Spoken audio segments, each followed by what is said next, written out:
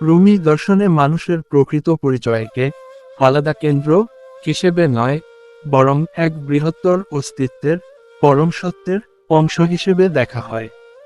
তার মতে মানুষ নিজেকে যতক্ষণ একটি স্বতন্ত্র, স্বাধীন ও কেন্দ্রীয় সত্তা হিসেবে ভাবে, ততক্ষণ সে বিভ্রান্তির মধ্যে থাকে।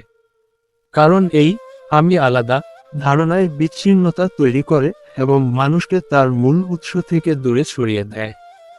রুমি বলেন, সমগ্র অস্তিত্ব একটি একক বাস্তবতার প্রবাহ, যেখানে প্রতিটি জীব, প্রতিটি আত্মা সেই এক সত্যের বিভিন্ন প্রকাশ মাত্র। যেমন নদীর অসংখ্য ঢেউ আলাদা দেখালেও তারা একই পানির অংশ, তেমনি মানুষের অস্তিত্ব আলাদা মনে হলেও তা মূল সত্তা থেকে বিচ্ছিন্ন নয়। এই উপলব্ধি আসল জাগরণ। এই দর্শনে মানুষ যখন নিজের ভেতরে তাকায়, তখন সে ধীরে ধীরে বুঝতে পারে যে তার চিন্তা, অনুভূতি এবং অস্তিত্ব কোনো বিচ্ছিন্ন উৎস থেকে আসেনি, বরং একটি বৃহত্তর জীবন প্রবাহের অংশ হিসেবে প্রকাশিত হচ্ছে। এই উপলব্ধি অহংকারকে দুর্বল করে দেয়, কারণ তখন মানুষ আর নিজেকে কেন্দ্র মনে করে না। রুমির মতে, মানুষের সবচেয়ে বড় ভুল হলো নিজেকে সম্পূর্ণ স্বতন্ত্র মালিক হিসেবে দেখা। এই ধারণা থেকেই নিয়ন্ত্রণের ইচ্ছা, শ্রেষ্ঠত্বের বোধ এবং বিচ্ছিন্নতার ভয় জন্ম নেয়।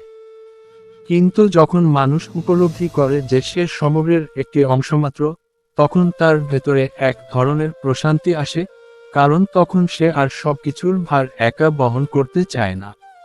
সবচেয়ে গভীর রুমি ভেদ হল এই অংশ হওয়া কোনো হ্রাস নয়, বরং বিস্তৃতি। মানুষ যখন নিজের সীমিত আমি ভেঙে বৃহত্তর অস্তিত্বের সাথে নিজেকে যুক্ত করে, তখন তার চেতনা ছোট হয় না, বরং অসীম হয়ে ওঠে।